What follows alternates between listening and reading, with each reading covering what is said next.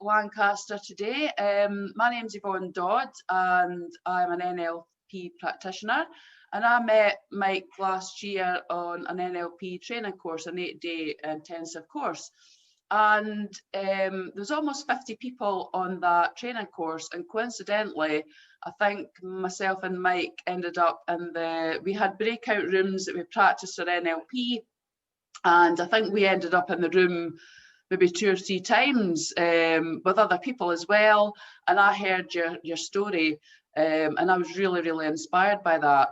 So I've started off 2021 interviewing you and your story, and I want everybody else to hear it, because I think it's very important that, you know, people that are inspiring, that have come through adversity and doing selfless acts for other people, get some kind of recognition. So I got to thinking that I'm actually going to do this throughout the whole year, and I've got people booked in every month. So you are the first person I'm interviewing. As I say, I'm inspired by your story, and I'm going to let you tell everybody about that. You're doing the letter journey, which starts at Land's End and goes up to John O'Groats, and I'm going to pass over to you. Have a bit of conversation about that, but I'd love everybody to know a little bit about your story and what it is you're doing this year, Mike. Right. Well, thank you for this opportunity to be on here. And you're right. Yeah, we met on the course. I'm also obviously now NLP practitioner. Speak on some stages as a motivational speaker. Now, if somebody had told me I'd be doing this stuff 2 years ago, I'd have been one of the people that would have politely told them where to go. Don't be silly. Yeah, I can't do that. What possibly, in where can I do that? Doubted myself and everything else. And that was because 2 years ago, if I just go back a few years, I was into some boxing, had a boxing fight, and after that I took ill, collapsed, and I had a stroke. That stroke put me in hospital, put me on medication that I'm still on today. I remember the doctors giving me the tablets when I left it. I was like, don't take these for a week or 2 weeks. And I know you're on them for the rest of your life. Came away, obviously I couldn't train, I couldn't box anymore. My weight ballooned up massively, and I hit a dark place because, again, I wasn't releasing that energy, no training, not being around those people. I just sat and I ate, got what we call as down, some people would say depressed, and what it did is it brought back a load of childhood memories that, like a lot of people say, no, I've dealt with it, I've dealt with that situation, and a lot of times we haven't. We've put it in the back of our heads somewhere and locked it away and let it fester, which I had done with numerous things, which I'm sure I'm happy to discuss, and I'd locked them away for 30 odd years. And then all of a sudden, sat on the couch, partner at the time, you asked me what happened yesterday, couldn't remember, would get confused. You asked me something that happened when I was 7. I knew all the details and everything, and it was stuff that I had wanted to forget. But it was like if the floodgates had been opened and all this stuff was coming out. That put me in a darker place to where I was, basically attempting. Plans were in place. I knew what I was going to do. And I was about to take my life. Which, looking back now of what we'll come across of what I've done since, is crazy just thinking about that. But yeah, everything was planned, where, times, everything I was going to do it. And I went on to a friend I knew said, come on to a mindset course up in the Northeast, and listen to people's stories that have gone through traumas, everything else. I didn't think anything of it. I thought, you know what, it's 2 days off work. Yeah, I'm going to be with this mate. Then, okay. Went there, listened to some stories of other people that have had issues and overcome them. Did that work? Not really. I still have my plans in place. The guy running the event messaged me on the night, and he went, "The stuff you've gone through, Mike," he says, "I can take it away like that. But it's coming live on the stage in front of hundreds of people." I did do in the end. I thought of not doing it. Should I do it? I did it, and basically that was some NLP techniques, etc., etc. Stuff that we learned. That was my biggest reason for doing the course, because I wanted to understand what he had done on that stage. And he did some very, very simple things, and I came away from there, and my life changed 360 massively. So what took me to that point when I'm talking about those things and going onto that stage? So over a period of 30 odd years, physical abuse, sexual abuse, mental abuse, I got to 23, and my name is Mike Lancaster. At 23, I found a photo of me with a completely different name on the back, and realised I wasn't the person that I thought I was. The person that was my dad wasn't my dad. That I found out when I was 23. Tracked my real dad down. That ended up resulting in drugs, drink, beatings, things I'm not proud of. I ended up homeless from that. So several months living on the streets. And yeah, I'm dealing with drugs, drink, numerous overdoses over the years, just to try and kill off the pain. Breaking up relationships that I thought, yeah, look for the perfect family, because I haven't fixed me. They were always just going to fail every time, and which they did. And then I put the blame on, well, it's because of that, and it's because of this, and it's because of that, and it's because of that person, which we do. And when I had that moment on the stage, you know what, I realised the person in control, it sounds really small, was me. Was me. And what I wanted. But yeah, the homelessness, when I wanted to make up with my mum, many years from not speaking, and I put the courage up to say, "Mum, do you know what? You were right with everything." I was travelling to see my mum, reading the Northern Echo, which is a local newspaper, to find out that day that I was travelling to my mum, I actually read that she was getting cremated. That day, and she'd gone. Which again knocked me thing, because all the whys, the ifs, the questions, the "I love you, mum" was all just taken away like that. Absolutely. Which again, then you turn to the things that you deal with. You go back to the drink, the drugs, the self-destruct, everything. So yeah, I say, settle down, everything, and was doing a little bit of boxing. Life was good. I had locked all the other stuff away. I had ups and down days constantly, but I knew after so many years how to deal with them. And then yeah, the stroke came and went, let's open those floodgates and let everything back out. And that I couldn't deal with at all. It was dealing with that, dealing with the stroke stuff, the not training, and yeah, it's going to end of my life. Went onto this stage, came off that stage, and when I got home the next day, I was like, okay, I'm going to go for just a little jog. Now, even in my boxing days, I hated running. I've got a dodgy knee. I remember my partner going, "You don't run." And straight away, my mindset was like, just because I don't run doesn't mean I can't run. And went out and ran a couple of K, and I saw a fun mud run that was funny enough that weekend. And it was just go around Farmers Field. You put a few obstacles up, 2K run. The money, the money paid in. We'll go to the charity. I was like, right, I can do that. No train, I'll just go around and do a lap. Got there, ran around a lap. I remember coming to the finish. He's like, yeah, well done. He's like, go around as many times as you want if you want. I think I went round about 9 or 10 times. So I ended up doing about 15 K just Wow. off it like that. No stopping you.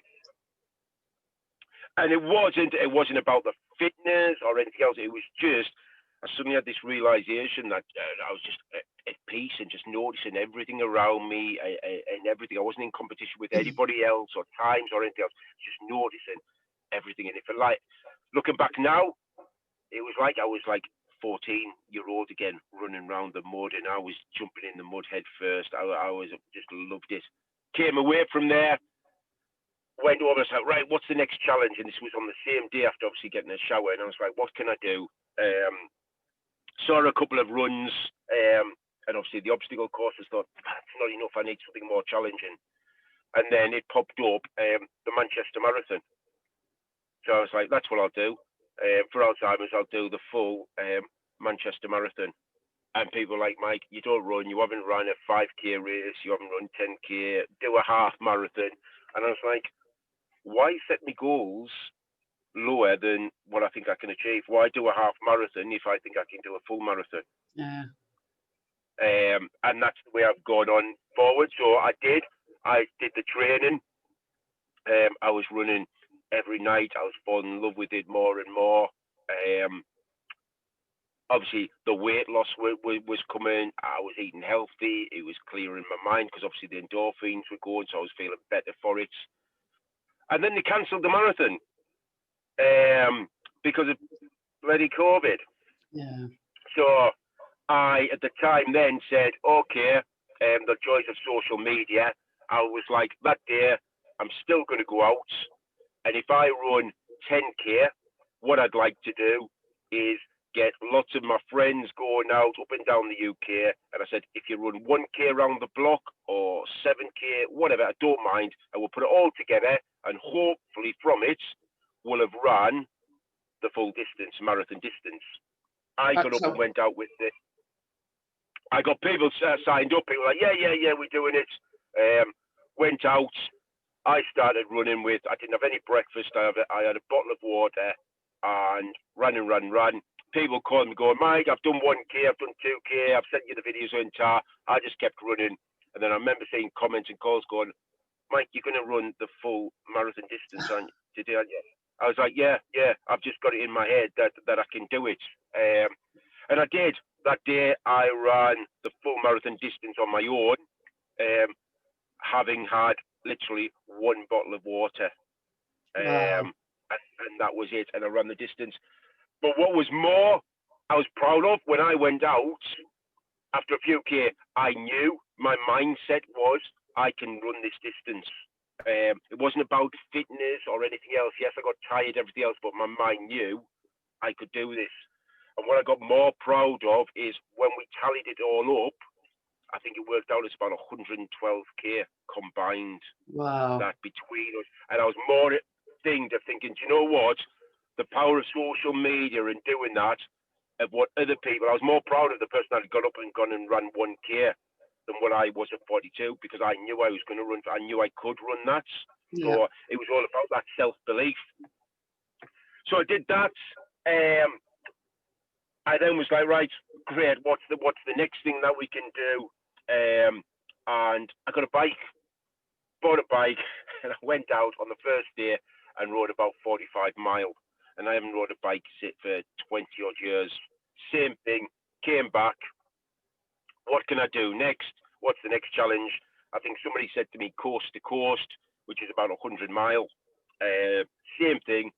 That's not enough, because I know I can do that. I'm not challenging myself. So that's coast, going from one side to the other rather than... Yes. Yeah. One side to the other, 100 miles. I was like, that's not going to challenge me. I need something more. So I went, I know what I'll do. I went social media live one night. I went, I'm going to bike solo on my own, unaided, from Land's End to John O'Groats. As you do. Which is about 1,200 miles. Did the train, everything else. And that's planned. So that will, it should be the end of May, but obviously with the COVID restrictions, I've got to watch that at the minute. But when they do lift, then the very first thing, it's on the bike and out. obviously some of that is I'm going to raise money for not some big charities, but I want to raise money to actually give back to people that I think making a difference in their community, somebody that might have struggled through COVID, and individuals then go, this is all going to a big company. I want it to go straight in somebody's hand. So that's that. But also, when I look back at when I was on the streets and everything else, and obviously now I've spoken myself and I've shared my story on stages, everything, and I was like, when I was on the street and the drugs, the drink, if I had a phone to look up social media, I wouldn't have a phone because I would have sold it, for the next drink or what have you. So I wouldn't have been seeing things like this. I wouldn't have been hearing about NLP courses that we've done now and trained in for ourselves, or the daily posts that I put out. None of that I would have seen. So I was like, how do you get a message out to them people of what I've learned and gone through without having a phone these days or the contacts? And I went, what's wrong with good old pen and paper?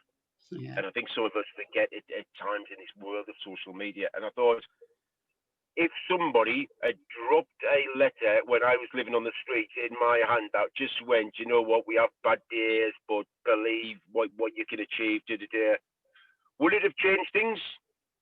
Yeah, I do believe so. Maybe not massively, but it could have given me a wake-up call. Even if it had put a smile on my face for that evening, that one letter that took somebody 10 minutes would have made a difference. So I came up with this idea that I was like, okay, let's say 20 odd people write a letter to me with a positive quote or a poem or a story or something, but positive, give it to me. And when I go on this bike journey, the whole length of the UK, I will give these letters, and these letters I might give it to the person working in the shop, and the person out walking the dog. I'm just seeing if that sun's on my face there. Sorry, Ben. Yeah, I can see that. That's fine. Just get comfortable. The person walking the dog, the person on the street that I'm sure I will see, and give them that letters. And I thought, yeah, let's try that.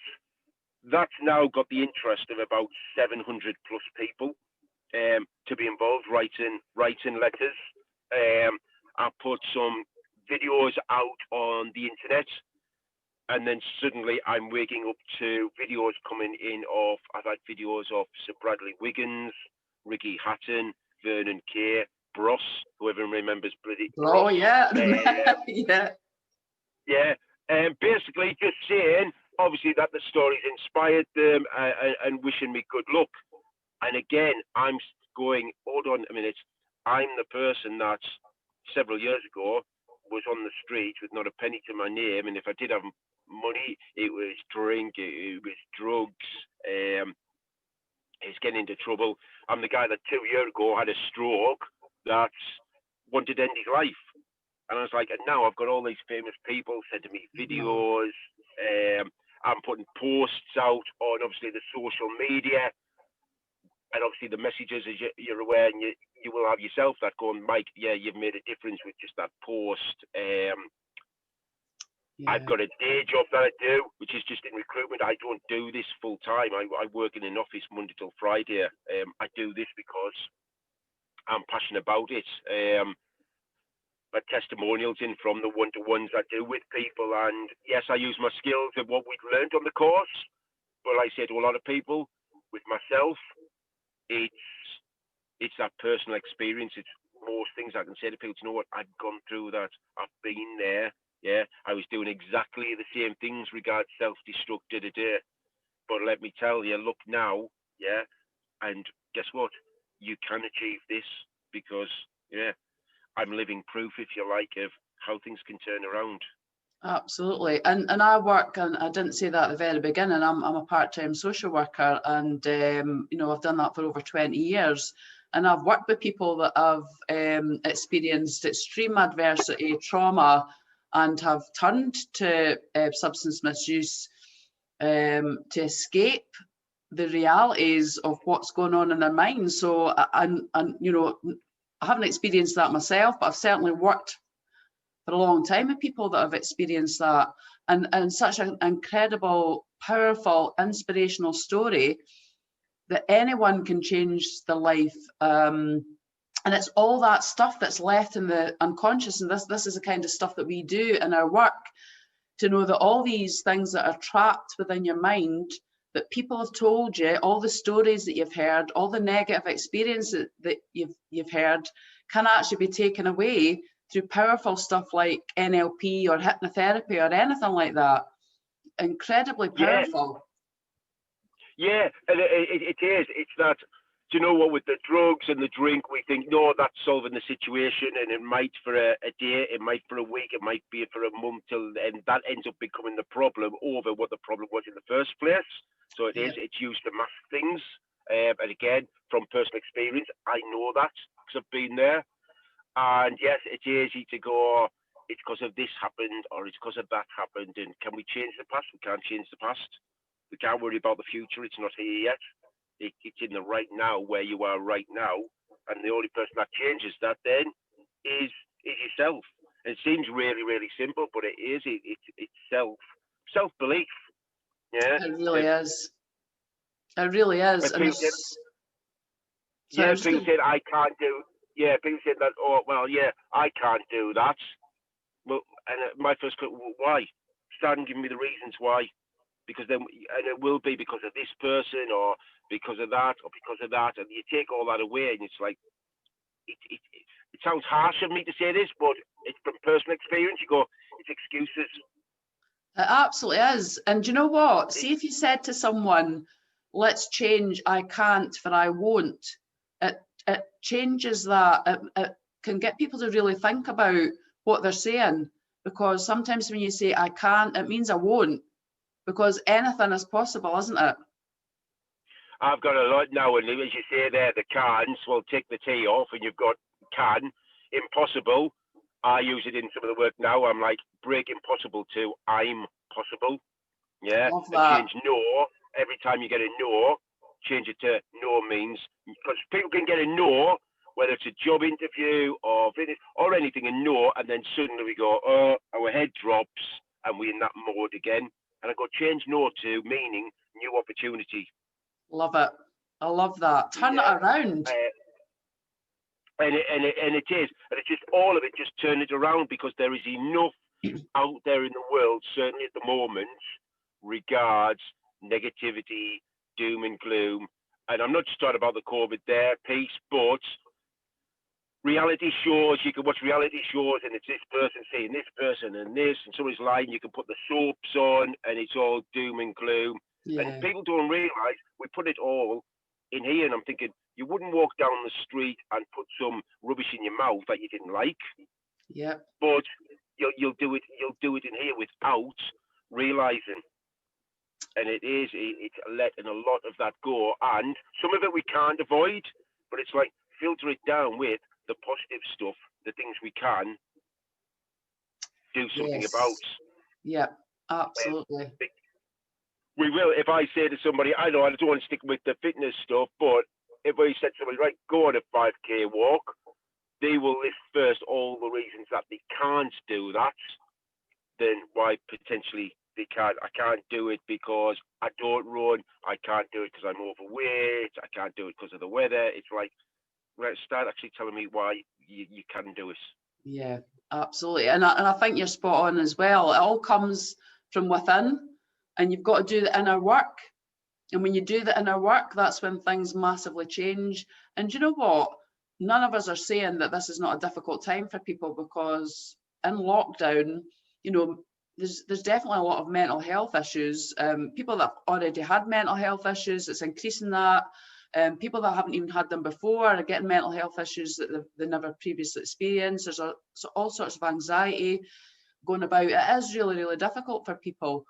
But you know, there's things that you can put in place, and often that's a trigger from somewhere. Sometimes that's a trigger when they're in this situation. There's a trigger coming from the past that raises its ugly head and comes back again. You know. Yeah, and again, I've spoken with people that it's because there's a big thing of the fear of the unknown. Because yes, we're in lockdown. There's a lots of things we can't do, But you know what? The course that we went on and the NLP techniques that we have learned now, that was through COVID. If it wasn't for COVID, I wouldn't have learned any of that, because I'd have fallen in what people think is normal life of with families. I go to work, I come home, I have tea, might go to the cinema, I do this. It's the normal, because people go, that's what's expected, or my next door neighbour's got that fancy car, so I'm down, so I want that car, or what people wear, or da-da-da. And I'm like, work on internal first, and the rest, believe me, will come. Will come. We're living in this world at the minute. Yeah, I'll go to the gym because I want huge muscles and da-da-da, or I'll go and get the fake tans and nails. And I'm like, no, or what clothes are people wearing? And I'm like, all that is superficial stuff. It's nice, don't get me wrong, but yes, yeah, you see all that, and you might think, I want to be like that person because he's that muscly or that look-wise. I'm thinking, you've got no idea with them what's going on here, and this is where they can have all that and look like that. Doesn't say what's going on here. Yeah. And I about again, once I fixed in here, the opportunities, the people that are in my life at the moment, it is the best place I've ever been. Regards the right people in my life, the things I'm doing, and it all came about by. And you'll have heard this, and people say this, and I never used to know the meaning of it. Loving yourself, love yourself first. Yeah, and if you do, everything else comes. If you don't, then you're constantly chasing. Yep. Yeah. Do you know, it's funny when you say that, because I've spoken to you about this before, but I've done the training in EFT, the tapping. And when you do it, you're starting off by tapping on the negative emotion, and then you say, I love and accept myself anyway. So when you say that, that's working with the central nervous system, and it's going into your subconscious, that when you do the positive affirmations after that, you're feeding your brain with the positive words. Positive words and the positive thoughts that you tell yourself can really, really change. And as you know, Mike, the NLP stuff that it's just incredibly powerful. And you're a prime example of someone who's come out the other side, and you've been, those techniques have worked on you. Yeah, as you say with the affirmations, I do them every morning at the minute, and anybody watching this will go, oh, you get up and look in the mirror in the morning, yes, I'm great, I'm wonderful, I do. And that's not being big-headed or anything else. I'm just feeding here the positive things, and it does have that effect. Yeah, and the gratitude thing as well, if you're finding things to be grateful for, even like waking up in the morning, getting out of your bed in the morning, having your health, being able to walk, even starting with simple things, when you can compare what other people might be experiencing. We should be grateful for all these things, because I think in this society that we live in, people do take things for granted to a certain degree. And I'm hoping in this lockdown situation that people are now starting to think, wow, I could just get on a plane and go somewhere, I could just go to the shops, I could do this, I could do that. People maybe start to think, well, I'm not going to take these things for granted anymore. Gratitude is really, really an amazing thing to practice. And you can do that throughout your day, just simple things. If someone makes you your dinner or makes you a cup of coffee or says something nice to you, be like, oh, thanks very much, and be really grateful for that. Yeah, and the other key thing there is, and again, what I'm realised is time. Time is precious. We can go through days, and the day's gone. You're not going to get that day back or that time back, and you just want to be in this sort of rat race, if you like, of right, yeah, do you know what? Okay, and I get these things have got to be done, but I've got to make tea, I've got to do homeschool, and this has got to be done, that's got to be done, and then your day's over, and it's like, where's your challenge? You're just falling into this norm, Dan. We throw another bits in to challenge ourselves and do things. Yeah. So, and we've all got the same amount of time. Everyone's got the same amount of time. It's what you do with your time and how you use that in a constructive way and manage that effectively, because things can become quite overwhelming when you've got lots of things to do as well. So I've learned that a lot over the last couple of years myself. Yeah. Yeah, I've broken other people's down, and they go, yeah, but you're saying try this stuff, Mike, but I haven't got time. And it's just like, you've done that in your own mind, because if I write this stuff down and go, okay, this is how much sleep we have, and making the kids tea and some homeschool, I guarantee, yeah, there is some space in there, but you're that busy chasing and rushing around, that you forget, and it's the most precious thing we've got, and it's time, and what we do with it, what it takes to get up 30 seconds in the morning when people say, I haven't got time, what, to go and stand in the mirror and do 3 affirmations that I guarantee will make you feel a whole lot better. No, I haven't got time, I've got to get the kids tea. No excuse. Absolutely. You know, even setting the timer to get out your bed 15 minutes earlier, like not even saying, oh, you have to get up at 5 o'clock in the morning. Get up an extra 15 minutes, get yourself out of bed. And I tell you, it's amazing what you can achieve in that time. I mean, I think back throughout my life, and I think about a time a few years ago when I was watching, now I'm not saying there's anything wrong with this, it's just a personal thing. I was watching Coronation Street and EastEnders. I mean, that was probably feeding myself in negative, especially EastEnders, all the negative things that goes on. And I think about all the time I was like, I was watching all that stuff. Now, you could be using that time. I stopped doing that years ago. That's a personal choice. And now I've got that time that I use to do things that are much more positive. So, you know, there's always, even if it's 5 minutes, and if you're doing that every day, that builds up, and it builds up to be able to achieve your goals and feed your mind with positivity and stuff. You know, it's. Yeah, I think it's the willingness to do it as well. Is, do you know what, the times, and to start with, where we can go, do you know what, I'm going to, instead of getting up at 7 every morning, I'm going to set it for 7:15, and then that alarm goes off, and it's starting to have that will to go, yeah, I'm not just going to knock it on stairs and go, actually, I've got an extra 15 minutes in bed here. Actually, no, yeah, get up, do something with them 15 minutes. Absolutely. Creating habits. We lost you. You back? Sorry about that. No, that's fine. Sorry about that. And I think, do you know what, with a lot of people, it's the fear of the unknown as well. Am I going to like this? I've never tried that before. Well, what, just because you've never tried it before? Gordon Ramsay, the chef, wasn't just a perfect chef. Yeah, sure he failed. No, yeah, didn't succeed. Kept on trying and trying to be what he is now. Everybody is. Usain Bolt, one of the fastest men runners, wasn't born like that. He was born like you and me, crawling across the floor. Yeah. He got up. He put the practice in. He put what he needed in. He had that belief, and look where he is now. Yeah. Me with my marathon or the bike stuff. Yeah. I could have done this 2 years, 3 years, 4 years ago if I had just gone to myself, Mike, you can do this, you can achieve this. Because that's that's the only difference. It's not I'm super fit now or more time on my hands. No, it's just belief.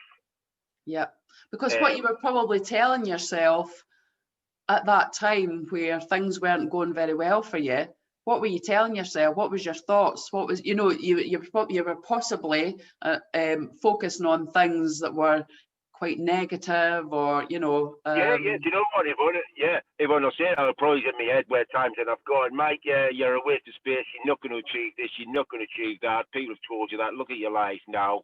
So what am I doing here? Just put it all in there. If then I go, and you can bike the length of the UK, I'm just going to go, yeah, right, of course. Incredible. But I just took the other stuff away, and it takes work, it takes practice. I'm not saying it's easy. Yeah, it takes self-belief, it takes the willpower, but it is possible. And the thing is, we can do it ourselves without relying on other people doing it. We can get them for support. We can have the right people in our lives. End of the day, it's us. Yeah, and you know what? When you achieve things, you grow. And how does that make you feel? Like, how does that make a person feel when they do achieve things in their life? The self-esteem, the independence, the, you know, helping other people. Yeah. I mean, and that does just, not in a big way or anyway. It's just nice that I share my story and I share my things, and it's not to go, look at me, I've gone through this and look what I'm achieving now. I've never been in that way at all. I only do it to say, do you know what? I have been through this and I'm doing this now. And if I can do this, guess what? Yeah, anybody can. Anybody can. And that's the only reason I come out with it. And as I say, and then the opportunities that have come on board, yeah, podcasts, interviews with yourself, other opportunities, they're amazing. Some amazing things that, again, just put me on that higher level of happiness. Yeah, this isn't about my happiness. Doesn't. That's the key one. My happiness doesn't come from what car am I driving. Yeah, I drive a company car that actually, as you and me know, I'm currently sat in at the minute. Yeah, with a fancy background. Okay. Yeah, I don't do the material things, which yes, are nice material things, but happiness for me doesn't come from a big car or a fancy holiday. It comes from, do you know what, getting in deep. But when I leave this planet, that if somebody remembers, do you know what, Mike did this and made the difference here to my life, then yeah, then that's success. Satisfied. Absolutely. So so the date isn't set yet. So it's called the Letter Journey. Is it the Letter Journey, Mike? Yeah, the journey. I will be, how the letters are going to work is I will be at some point sharing a PO box. So anybody that would want to write a letter, a quote, something about that, anything positive whatsoever, put in a letter, send it to the PO box, and then basically they will go in my the bags on the bike, and then I get dropped off in at Land's End. And yeah, I think it's averaging about 80 to 100 mile every day for 2 weeks. And then I finish up in finish up your neck of the woods. There's my northeast accent coming out. Finish up at no, it means that here. finish at John O'Groats. So yeah, that's the and it was initially was the 1st of April, and then obviously COVID, it's the back end of May. But again, and although my training, and this is the other thing, my training obviously has been affected because again, I was jumping on the bike and going out for 6-7 hours. So that's been affected. But again, when the restrictions are lifted, this might sound crazy to some people because I'm not going, right, I've got to train now and catch up for training for 6 months. In my head, it's here. I know I've already crossed the finish line in my head. And while I've got that powerful as anything, that really is powerful. You've seen that future and you've got that timeline in your head, which is some of the stuff that we do. Yeah.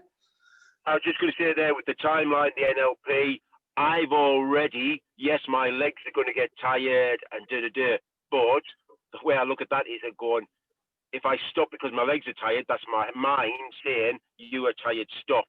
Yeah. It's not, my legs might be tired, but it's what my mind is saying to me. I said to somebody the other day, you watch the London Marathon, yes, you might have a top athlete that finishes it in 57 minutes. Yeah, that's trained all his life, what have you. But at the back somewhere, there's some 97-year-old person that's just completed their 20th marathon. Yeah, because it's mindset. Yes, you've got to be. Yeah. So yeah, I've already, why when people say you can't do this, I've already done this in my head. I've already completed this and seen the finish. Excellent. So I just need the restrictions lifted at some point. Yeah. So my part of this is because obviously I'm in Scotland, so you know, I'm going to be linking this. I'll probably put it on YouTube and I'll link it all on my social media platforms. But I want to highlight this to people in Scotland as well, so that when you do come to engage in that journey, then people in Scotland can be supporting you as well. So I'm hoping. And I would really ask people if they can share your story as well, so as many people as aware of this as possible, because it's an amazing thing to do. And also, you know, I'm very well aware that you have health issues that you've been diagnosed with. That's another obstacle you're coming up against. I mean, I had the stroke, which I'm on the medication. I've had 2 heart issues over the last sort of 7 years, and now I've just been diagnosed with having arthritis in my knees. Oh, Mike. And I'm like, yeah, and now I just laugh at it because I'm like, yeah, just bring it all on. It's like, because if somebody's trying to stop me, it's just like, yeah, just make it a bit more challenging. Why not? Again, inspirational. It's just not letting, that's not getting in the way, and it's not stopping you, Mike. So well done to you. No, thank you. And as I said, you know what, when I do come up there, and I'll be putting it on my page when I'm coming through Scotland, and yes, people with the letters, but you know what I want to do is, if you know I'm coming through the way, yeah, get on your bike. If you haven't got a bike, borrow somebody's bike. If you haven't ridden a bike for 20 years, yeah, I hadn't ridden a bike for 20 years. Get out, yeah, do it. I don't care if you do a mile with me, yeah. If you want to bike to the John O'Groats with me, by all means, do the last 90 miles. Yeah, we'll talk about that later, Mike. But yeah, absolutely. And I've said to you already that I'm going to follow, you know, when we've got the date and everything, I'm going to follow. I've had a look at the route. I'm going to figure out exactly where that will be in terms of where I am. I'm in Fife in Scotland, so we'll figure that out, and I'll certainly be coming to support you. I want to get one of those apps where you see where Santa Claus is every, like, yeah, I'll do that, all right, like an Uber delivery driver app. Yeah, absolutely. People can follow. So I'll be sharing that near the time as well, and I'll be keeping people updated about where you are and stuff, and I'll be putting that on social media as well. So, thank you. So I would just like to really thank you for doing this, the very first interview with me as the Inspirational Stories for 2021. We'll be following your journey, and if there's anything else you'd like to say before we finish off, please feel free to do that. Yeah. And again, I wanted to say thank you for the opportunity. Again, I do this stuff and the work I do. It's not a financial piece whatsoever. The stuff I do is to get a message out there. So one, people are giving me the opportunity to share my story. Thank you. And yeah, and just to tell people, listen back, yeah, I was the kid that was, I'd gone through all that stuff, yeah. And when I realized who was in control of me, 50-year-old now, and I'm in the best place of my life, and all it was regards was just self-belief, and telling myself positive things. And the other thing is, what I'll leave people on this is challenge yourself. There might be something that you think, I've never tried that. Try it. You know what? You might be good at it. If you're not, have a laugh. Try something else. Get out of the normal groundhog days and challenge yourselves. Because life's short. Live it as an adventure. I totally and utterly agree. So we may actually do a video at some other time. I've really enjoyed this. I love what you say. I love your inspiration. It's just right down my street. And again, I thank you. And watch the space. I'm gonna let everybody know, keep everybody updated about where we're at. Obviously, with the restrictions, we've got to make sure that everybody's okay with their health and stuff. But yeah, I'll be updating everybody with that. And when you're actually doing the cycle, I'll be getting that on social media as well, and let you know. Hopefully, people can come along and follow your journey, or get on the route and clap you on and stuff like that. So I'll get on your bike, Yvonne. Get on your bike. Get on your bike. I'll do it. I've got a bike. I'm going to do that. I've committed to it now. I'm going to have to do it. Right. Thanks again, Mike. And we'll catch up with you soon. And I'll keep everybody updated, as I say. Thanks again.